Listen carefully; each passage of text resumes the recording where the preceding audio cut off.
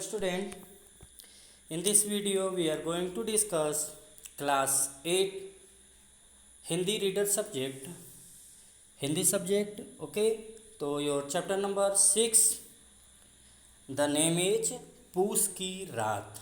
पूस की रात, पूस की रात, ये इसको हम पढ़ेंगे बेटा। और ये पूस की रात में हमें लेखक क्या संदेश देते हैं कि निर्धनता सभी संकटों की जननी है, यानी निर्धनता, गरीबी सभी संकटों की जननी है। कैसे? पहले पाठ परिचय में देखते हैं कि स्वतंत्रता प्राप्ति से पूर्व भारतीय किसान, स्वतंत्रता प्राप्ति से पूर्व भारतीय किसान अंग्रेजों को शोषण परक नीतियों का गंभीर रूप से शिकार था। उसका अधिकांश जीवन अभाव एवं गरीबी में गुजरता था। वह अपने समस्त प्रयासों के बावजूद अपने परिवार की मूलभूत सुविधाओं तक नहीं जुटा पाता था। मुंशी प्रेमचंद्र को यह कहानी भारतीय किसानों की इसी तस्वीर को प्रस्तुत करती है। यानी इस राइटर के लिए इस कविता के इस गद्य पूस की रात के लेखक कौन हैं? मुंशी प्रेमचंद्र। ओके, तो मुंशी प्रेमचंद्र की कहानी पूस की रात को आइए हम लोग पढ़ते हैं। Okay, start. हल्कू एक इसमें एक पात्र हैं, पुरुष। वो अपनी स्त्री यानी अपनी पत्नी से क्या कहते हैं? सहना आया है, लाओ जो रुपए रखे हैं उसे दे दूं, किसी तरह गला छूटे। यानी सहना एक व्यक्ति का नाम था जिसे कर्ज दिया गया था, लाओ मैं उसे कर्ज दे दूं, किसी तरीके से मेरी जान छोड़े। मुन्नी झाड़ू लगा रही थी, पीछे फिरकर बोली, 3 ही तो रुपए हैं, दे दोगे? तो कंबल कहाँ से आवेगा? माघ पूस की रात हार में कैसे गुजरेगी? पूस की रात यानी जाड़े की रात कैसे गुजरेगी बेटा? तो जाड़े में ही पूस पड़ता है ना, वहीं लगभग 15 दिसंबर से 15 जनवरी के बीच। ओके, तो उसे कह दो फसल पर रुपए दे देंगे, यानी जब फसल होगी दे देंगे, अभी नहीं है। हल्कू एक क्षण के लिए निश्चित दशा में खड़ा रहा। पूस सिर पर आ गया। बिना कंबल के हार में रात को वह किसी तरह नहीं सो सकता। मगर सहना मानेगा नहीं, घुड़कियाँ जमावेगा, यानी सहना तो मानेगा नहीं, बोलेगा जरूर, गालियाँ भी देगा, भला तो सिर से टलेगी ही। यह सोचता हुआ अपना भारी भरकम डील लिए हुए, जो उसके नाम को गलत सिद्ध करता था, स्त्री के समीप आ गया और खुशामद करके बोला, ला दे दे, गला तो छूटे, प्यार से। कंबल के लिए कोई दूसरा उपाय सोचूंगा। मुन्नी उसके पास से दूर हट गई। ठीक है, यानी उसकी पत्नी मुन्नी उसके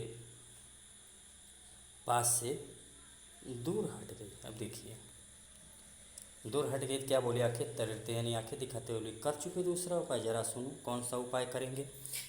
कोई खैरात देगा जो कंबल खरीद लोगे?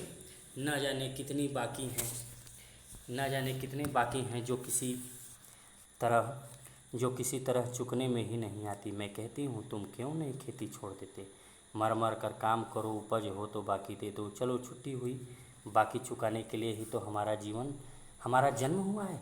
पेट के लिए मजदूरी करो, यानी मजदूरी करो, ऐसी खेती से बाज आए, मैं रुपए न दूंगी। यानी उसने मना किया। हल्कू फिर उदास हो गया। उसने कहा, क्या गाली में खाऊं? यानी उससे, किससे? सहना से। मुन्नी ने तड़प कर कहा, गाली क्यों देगा, क्या उसका राज है? मगर यह कहने के साथ ही उसकी तनी हुई भवें ढीली पड़ गई, यानी उसकी हाथ की भवें, क्योंकि उसको पता था कि वो झूठ बोल रही है। हल्कू के उस वाक्य में जो कठोर सत्य था, वो मानो एक भीषण जंतु की तरह उसे घूर रहा था। उसने जाकर आले पर से रुपए उठाए और लाकर हल्कू के हाथ पर रख दिए, यानी वो दे दिए।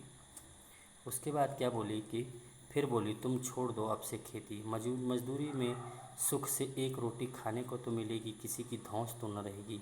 अच्छी खेती है, मजदूरी करके लाओ, अभी उसी में झोंक दो, ऊपर से धौंस। तो देखिए फिर क्या, हल्कू ने रुपए लिए और इस तरह बाहर चला, मानो अपना हृदय निकाल कर देने जा रहा हो। इस तरह खुशी हो गई। उसने मजूरी से एक एक पैसा काट कर 3 रुपए कंबल के लिए जमा किए थे। वह आज निकले जा रहे थे। एक एक पग के साथ उसका मस्तक अपनी दीनता के भार से दबा जा रहा था, यानी गरीबी से। मस्तक यानी उसका माथा, सर। पूस की अंधेरी रात में आकाश पर तारे भी टूटते हुए मालूम होते थे। हल्कू अपने खेत के किनारे ईख यानी गन्ना के पत्तों की एक छतरी के नीचे बांस के खटोले पर अपनी पुरानी गाढ़े की चादर ओढ़े पड़ा काँप रहा था। खाट के नीचे उसका सगी कुत्ता जबरा पेट में मुंह डाले सर्दी से कूकू कर रहा था। 2 में से एक को भी नींद नहीं आती थी, यानी उसके कुत्ते का क्या नाम था? जबरा। हल्कू ने घुटनियों को गर्दन से चिपकाते हुए कहा, क्यों जबरा, जाड़ा लगता है क्या? कहता तो था घर में पुआल पर लेटा रह, तो यहाँ क्या लेने आया था? यानी पुआर पे पुअरा, यहाँ खाओ ठंड, मैं क्या करूँ? जानते थे मैं यहाँ हलवा पूड़ी खाने आ रहा हूँ? दौड़े दौड़े आगे के चले आए। अब रो नानी के नाम को। जबरा ने पड़े पड़े दुम हिलाई तथा कुकू करता हुआ एक बार जम्हाई लेकर चुप हो गया। शायद उसने ताड़ लिया था कि मेरी कुकू से स्वामी को नींद नहीं आ रही, यानी उसके बोलने से। हल्कू ने हाथ निकाल कर जबरा की ठंडी पीठ सहलाते हुए कहा, कल से मत आना मेरे साथ, नहीं तो ठंडे हो जाओगे। या कम वक्त पछुआ, यानी ठंडी हवा न जाने कहाँ से बर्फ़ लेकर आ रही है। उठूँ फिर एक चीलम भरूँ, चीलम पीने के लिए, ठीक है? किसी तरह रात तो कटे। 8 चीलम तो पी चुका हूँ। ये खेती का मज़ा है। और एक एक भगवान ऐसे पड़े हैं जिनके पास चढ़ा जाए तो गर्मी से घबरा कर भागे। मोटे मोटे कत्ते, लिहाफ, कंबल, मजाल है जाड़े का गुजर हो जाए। तकदीर की खूबी है, मजूरी हम करें, मज़ा दूसरा लूटे। हल्कू उठाए और गड्ढे में से जरा सी आग निकाल कर चीलम भरी। जबरा भी उठ बैठा। हल्कू ने चीलम पीते हुए कहा, पिएगा चीलम? जाड़ा तो क्या जाता है? हाँ, जरा मन बहल जाता है। जबरा ने उसके मुंह की ओर प्रेम से छलकती हुई आंखों से देखा। पहले से उपाय न सूझा? नहीं तो इतनी ठंड क्यों खाते? जबरा ने पूछ हिलाई। अच्छा, आओ अलाव को कूद कर पार करें, यानी आग को, देखें कौन निकल जाता है। अगर जल गए बच्चा तो मैं दवा न करूँगा। जबरा ने आग की ओर कातर नेत्रों से देखा। कातर नेत्रों से। मुनि से कल न कह देना, नहीं तो लड़ाई करेगी। यह कहता हुआ उछला और उस अलाव के ऊपर से साफ निकल गया। पैरों में लपेट लगी, पर वह कोई बात न थी। जबरा के चारों ओर घूमकर उसके पास आ खड़ा, यानी गर्मी लेने के लिए। हल्कू ने कहा, चलो चलो ऊपर से कूदा। वो फिर कूदा और अलाव के इस पार आ गया। पत्तियां जल चुकी थी। बगीचे में फिर अंधेरा छाया था। राख के नीचे कुछ आग थी जो हवा का झोंका आ जाने पर जरा साँक उठती थी, पर एक क्षण में फिर आँख बंद कर लेती थी। हल्कू ने फिर चादर ओढ़ ली और गर्म राख के पास बैठा हुआ एक गीत गुनगुनाने लगा। उसके बदन में गर्मी आ गई, पर ज्यों-ज्यों शीत यानी ठंडी बढ़ती थी उसे आलस दबाए लेता था। जबरा जोर से भौंक कर खेत की ओर भागा। हल्कू को ऐसा मालूम हुआ कि जानवरों का एक झुंड खेत में आया है। शायद नीलगायों का झुंड था। उनके कूदने दौड़ने की आवाज़ें साफ सुनाई दे रही थी। आवाज़ से ऐसा मालूम हुआ कि वे खेत में चर रही हैं। उनके चबाने की चरचर सुनाई देने लगी। उसके मन ही मन में, क्या हुआ बेटा, देखते हैं? मन ही मन में कहा, नहीं, जबरा के होते हुए कोई जानवर खेत में नहीं आ सकता। कुत्ते ने सोचा, नोच ही डाले, मुझे भ्रम हो रहा है, अब तो कुछ नहीं सुनाई देता, मुझे भी कैसा धोखा हुआ। उसने ज़ोर से आवाज़ लगाई, जबरा जबरा। तो जबरा भौंकता रहा, उसके पास न आया, यानी कुत्ता भौंकता रहा। फिर खेत में चरे जाने की आहट मिली।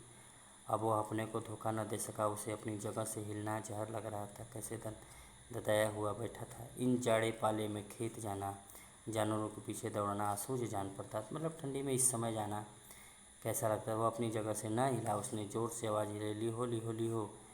जबरा फिर भौंक उठा। जानवर खेत चर रहे थे। फसल तैयार है, कैसी अच्छी खेती थी, पर ये दुष्ट जानवर उसका सर्वनाश किए डालते हैं।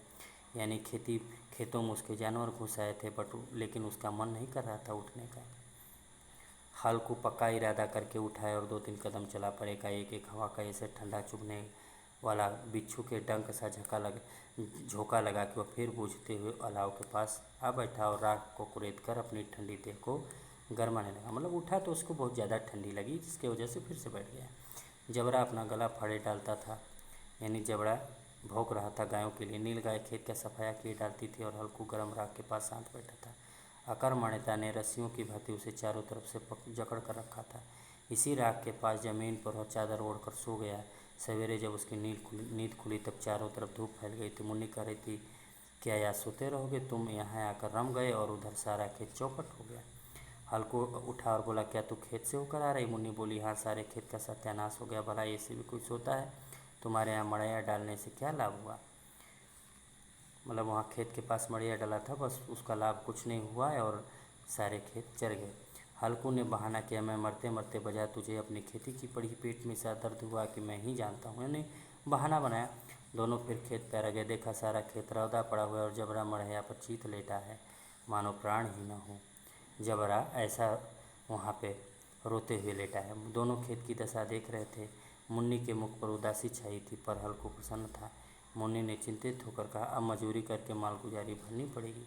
हल्कू ने प्रसन्न मुख से कहा, रात की ठंड में यहाँ सोना तो नहीं पड़ेगा।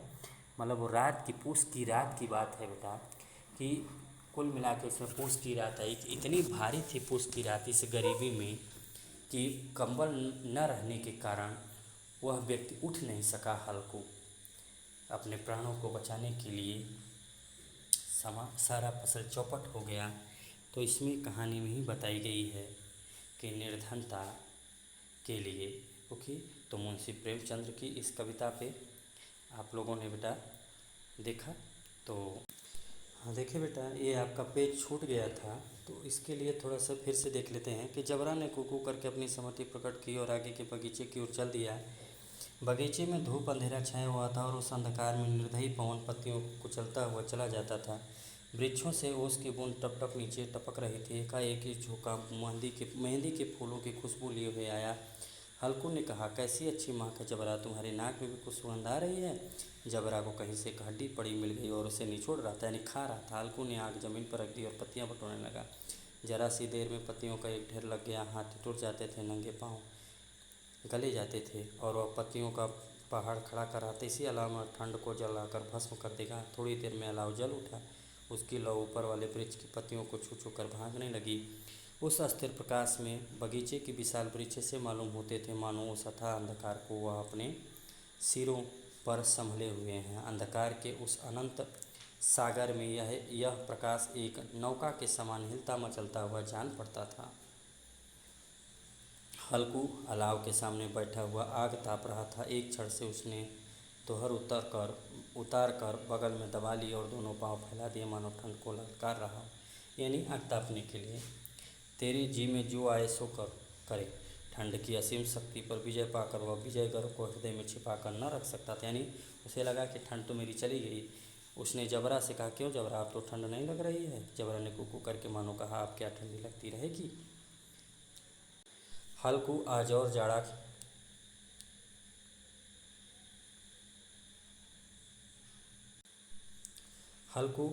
जाड़ा खा ले, कल से मैं यहाँ पुआल बिछा दूंगा, यानी पुअरा। उसी में घूमकर बैठना, तब जड़ा न लगेगा। जबड़ा ने अपने पंजे उसकी घुटनों पर रख दिए और उसके मुंह के पास अपना मुंह ले गया। हल्कू को उसकी गर्म सांस लगी। चीलम पीकर हल्कू और निश्चय करके लेटा कि चाहे कुछ हो अब के सो जाऊंगा, पर वह एक ही क्षण में उसके हृदय में कंपन होने लगा। कभी इस करवट लेटता, कभी उस करवट पर जाड़ा किसी पिशाच की भांति, यानी किसी प्रेत की भांति, दुश्मन की भांति उसके छाती को दबाए हुआ था। जब किसी तरह न रह गया तो उसने जबरा को धीरे से उठाया और उसके सिर को थपथपाकर उसे अपनी गोद में सुला लिया। कुत्ते की देह से न जाने कैसी दुर्गंध आ रही थी, पर वह उसे अपनी गोद में चिपकाए हुए से सुख का अनुभव कर रहा था, जो इधर महीनों से उसे न मिला हो। जबरा शायद समझ रहा था कि स्वर्ग यही है, और हल्कू को पवित्र आत्मा में तो उसे कुत्ते के प्रति घृणा की गंध तक न थी। अपने किसी अभिन्न मित्र या भाई को ही वह अपनी तत्परता से गले लगाता। वह अपनी दीनता से आहत न था जिसने आज उसे इस दशा में पहुँचाया, यानी कि गरीबी से परेशान नहीं था वो। नहीं, इस अनोखी मैत्री ने जैसे उसकी आत्मा के सब द्वार खोल दिए। उसका एक एक अणु प्रकाश से चमक रहा था। मतलब कुत्ते की मित्रता से उसको बहुत अच्छा लग रहा था। सहसा जबरा ने किसी जानवर की आहट पाई। इस विशेष आत्मीयता ने उसकी एक नई स्फूर्ति पैदा कर दी, यानी किसी जानवर की हटापाई कि खेतों में जानवर उसे जो गांव हवा के ठंडे झोंकों को तुच्छ समझती थी, वह झपट कर उठा और छतरी के बाहर आकर भौंकने लगा। हल्कू ने उसे कई बार बुलाया, पर वह पास न आया। हार में चारों तरफ दौड़ दौड़ कर भुगता रहा, यानी खेतों में चारों तरफ एक एक क्षण के लिए भी आ जाता तो तुरंत ही दौड़ पड़ती। कर्तव्य उसके हृदय में अरमान की भांति उछल रहा था। 1 घंटा और गुजर गया। रात ने शीत को हवा में धधकाना शुरू किया। हल्कू उठ बैठा और दोनों घुटनों को छाती से मिलाकर सिर को उसमें छिपा लिया, और फिर भी उस ठंड कम न हुई। ऐसा जान पड़ता था सारा रक्त यानी खून जम गया हो, धमनियों में रक्त की जगह हिमबर्फ हुआ रहा। उसने झुककर आकाश की ओर देखा। अभी कितनी रात बाकी है। सप्तऋषि अभी आकाश में आधे भी नहीं चढ़े हैं। ऊपर आ जाएंगे तब कहीं सवेरा होगा, अभी पहाड़ से ऊपर रात है। हल्कू के खेत से कोई एक गोली टप्पे पर आम का एक बाग था। पतझड़ शुरू हो गई थी। बाग में पत्तियों का ढेर लगा हुआ था। हल्कू ने सोचा, चलकर पत्तियां बटोर लूँ और उन्हें चलकर खूब तापूं जलाकर। रात को कोई मुझे पत्तियां बटोर कर देखे तो समझे कोई भूत है, कौन जाने कोई जानवर छिपा बैठा हो, मगर अब तो बैठे नहीं रह जाता। उसने पास के अरहर के खेत में जाकर कई पौधे उखाड़ लिए और उनका एक झाड़ू बनाकर हाथ में सुलगता हुआ उपला लिए बगीचे की तरफ चला। जबरा ने उसे जाता देखा तो पास आया और दुम हिलाने लगा।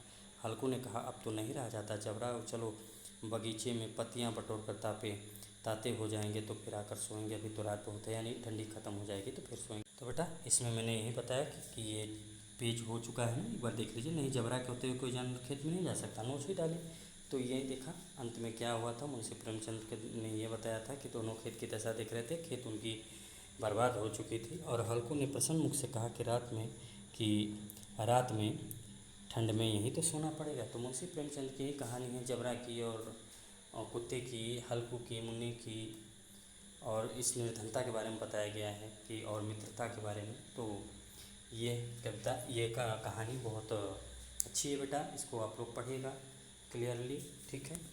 Okay, thank you.